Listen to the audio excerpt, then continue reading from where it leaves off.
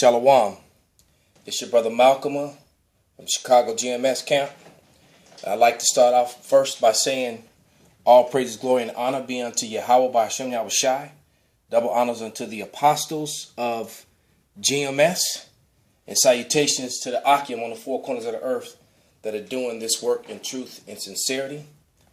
The name of this video is going to be The Unicorn Equals the End of Esau. The image that you're looking at is one of the images from the Voronet Monastery in Romania that was completed in 1488. All right. The Renaissance went into full effect in 1492 when Cristobal Colon, known to the world as Christopher Columbus, sailed. All right.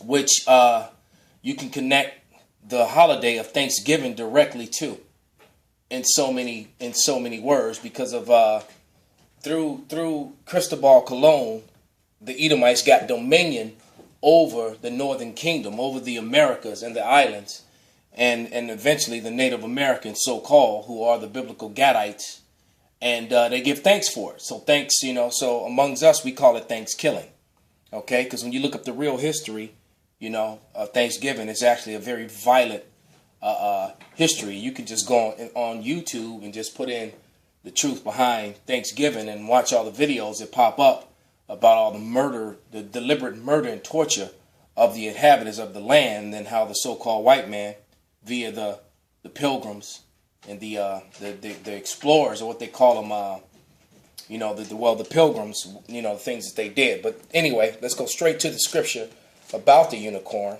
which is in the book of Psalms, the 19th chapter. And I'm just going to read through it pretty quickly here. Okay? Because as you're looking at this image, what you're seeing are the images of brown-skinned saints. All right? That one particularly being a woman, and the one that you can barely see, if I can get it in frame, is the image of an angel, of a male angel. And that's portions of his face right about here. Okay? And you can clearly see that's his nose and his woolly afro right there when you're looking at it sideways. Okay? And the Bible describes the Israelites, the saints, and the people of the Lord as being a dark brown-skinned people with woolly-like hair. Okay? But yet, after the fall of, after the Renaissance, when you look at the art that's depicted throughout Europe, they went throughout Europe and they whitewashed, because a lot of these images that you're looking at the monastery are indoors. The ones on the outside have been damaged by the sun, so you can't, you can't, although some of them you can still see it clear as day that they were brown-skinned people, and I'm going to prove that to you. But there was a lot of chemical solutions and destruction of the icons, which they refer to as, which is called iconoclasm. All right, that's why you see so many lips and noses that are deliberately destroyed off of certain statues, because they were trying to hide the features simply for racial reasons. But anyway, here's the scripture in Psalms, the 19th chapter, and it reads, starting verse 1: "The heavens declare the glory of Yahweh, and the firmament showeth his handiwork." All right, because the internet is broadcast into the skies. Okay, a day unto day uttereth speech, and night unto night showeth knowledge. So you can go and click on a GMS video or Israelite video and see, real history and truth, day and night. Okay, there is no speech nor language where the voice is not heard. So you got voice language translators, and you can actually hear what they're saying, or you can read what they're saying. All right. If you're in Russia, where or you're in Romania, where these images are, all right, you can actually see what's being said. Okay. And it says, "There is no language of speech where their voice is not heard. Their line is going throughout all the earth, and their words to the end of the world. In them have he set a tabernacle for the sun, which is the bridegroom coming out of his chamber, and rejoices as a strong man run a race. He is going forth from one end of the heaven, and his circuit is unto the ends of it. And there is nothing hid from the heat thereof, and there's nothing hid, because the internet exposes all, man. And King David prophesied that. All right? And it talked about the bridegroom coming out of his chamber. Well, here's an image of that monastery of the bridegroom. Okay? You could clearly see, all right, them depicting the Ancient of Days sitting on his throne. All right? And he's surrounded by a cast of heavenly hosts and angels, and they're all dark flesh, all right, with afros and with dark flesh skin. Okay? With dark skin. Okay? There they are. Okay, let's get a scripture to back it up before I move forward. Let's go to Daniel, the 7th chapter. Let me put that up. And I'm going to read verse 9. It says, "Behold, to the thrones were cast down, and the Ancient of Days did sit, whose garment was as white as snow, and his hair of his head like the pure wool. His throne like the flame, fiery flame, and his wheels as a burning fire." So look at his throne. It's glowing like the fiery flame, and his garments do go down to his foot. And you can see that they put a chemical solution on his foot, because his foot is a lot lighter than his face and his hands. They were trying to whiten him up, but they really couldn't do it. Okay? They couldn't get it like they would like to have gotten it, because you could still clearly see that those were the images of a so-called Negro, someone with Negro features. Okay? I'm going to read the definition of wool, because it talked about his hair like the wool. So I'm going to read the definition of wool from the, where's this coming from? This is a definition of wool from the Oxford Dictionary. All right? It says, the shortly, tightly curled hair of Negroid peoples. All right? The hair of the head. So that's why that definition of wool has been removed from modern day Bibles. All right? You have to get really old ones to get that. And then it gives you a couple of and these in this particular source I'm reading from, this Oxford, goes back to 1697. Okay, it goes all the way back to 1697. But it says a runaway boy, a Negro, the wool off the side of his head about the breadth of a crown piece. It's giving you examples. That was from 1697 out of the London Gazette, number 3256. So it's giving you, if you wanted to go search out what I'm reading you, I'm actually giving you the place where you can find it. Okay. The next one is from the 1730 South Hall Bugs. I'm assuming South Hall, the Bug 6. That was a newspaper, I'm going to assume. It says, meeting with the uncommon Negro, the hair, or rather the wool on his head. So when it says the woolly hair, his hair like the pure sheep wool, it's talking about woolly in texture.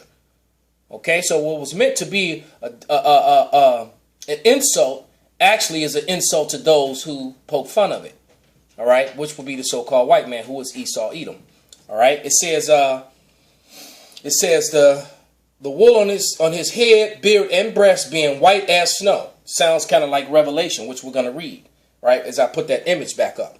It says, next one is from 1767, Carteret and Hawks of Voy, 1733. The people are woolly-headed like Negroes. The hair, or rather the wool upon their heads, was very abundantly powdered. All right?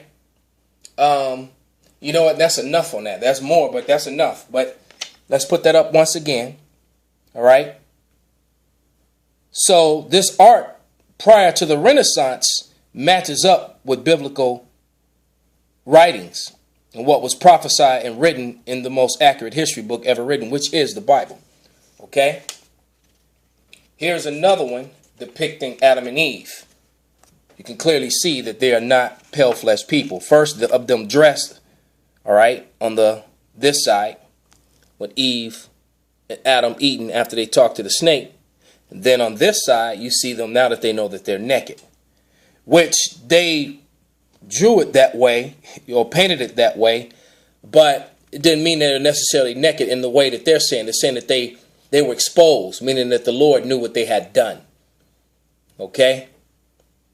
But they're both depicted as dark flesh people and not white people. Okay? Or so-called, white people. Let me get another scripture. This is one of my favorites. I bring it out often because it's so relevant to everything that's going on in the time that we're living in. All right, and this is 2nd Ezra, the 6th chapter, because basically this scripture could come out every time brothers go out to teach, because this is exactly what happened when the Israelites hit the highways and the byways and start teaching. All right, that revealing controversial truth comes out that they don't like, and then the truth all of a sudden becomes hate speech.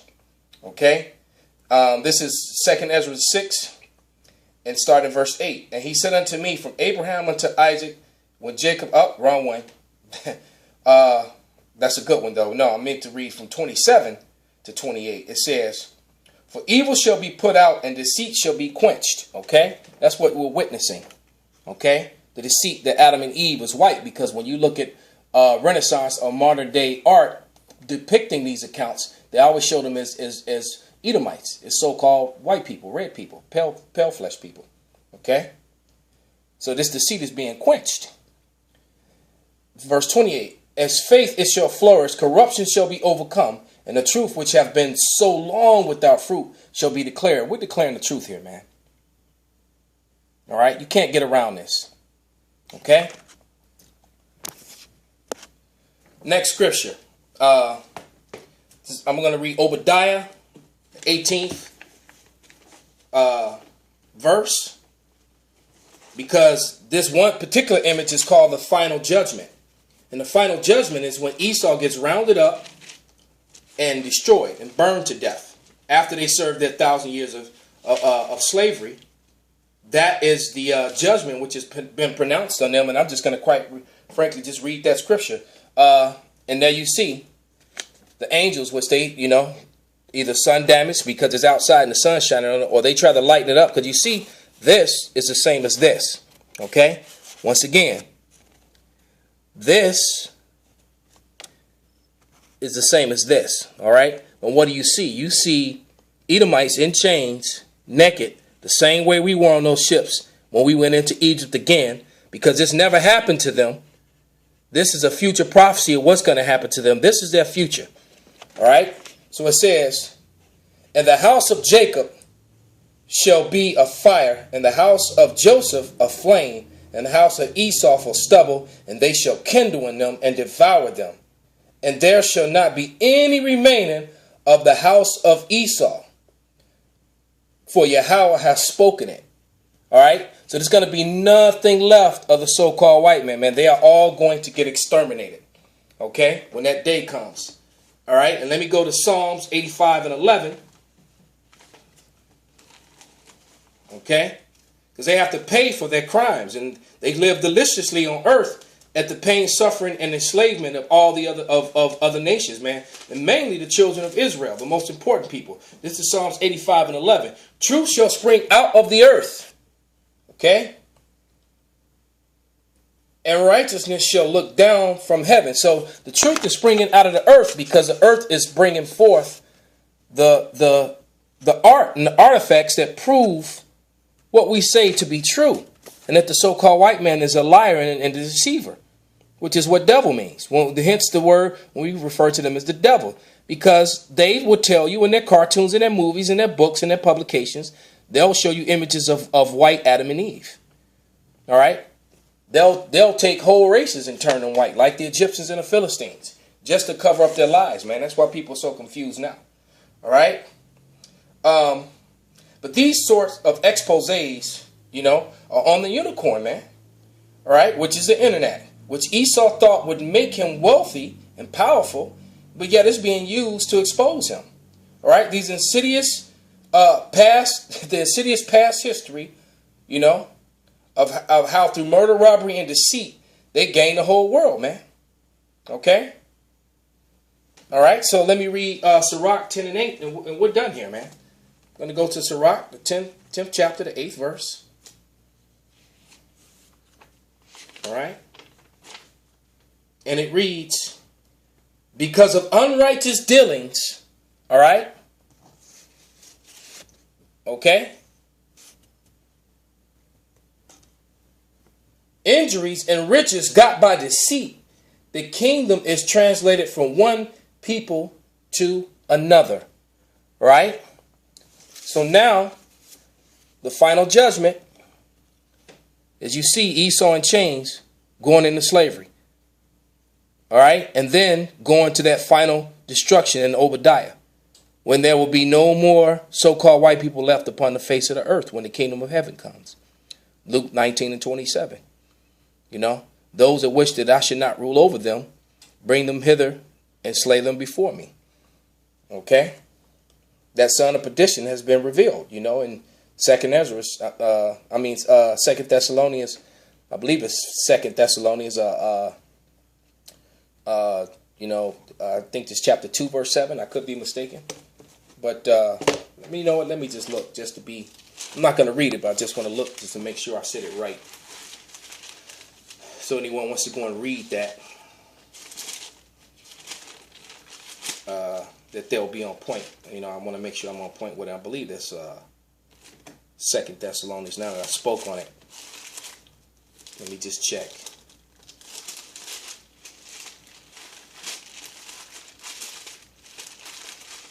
Yeah, Second Thessalonians chapter 2. You can read like verses 1 through like 9. All right, and that's the son of perdition, because Esau is that son of perdition who's going into destruction, man. And with that, I'm going to say all praises, glory, and honor be unto Yahweh by Shem Abishai. Double honors unto the apostles of GMS, the true elders and leaders of Israel on earth today. Salutations to you, Akim, who do this truth and sincerity, risking their lives in the freedom to do so. All right, to you, brothers, I say salutations and shalom.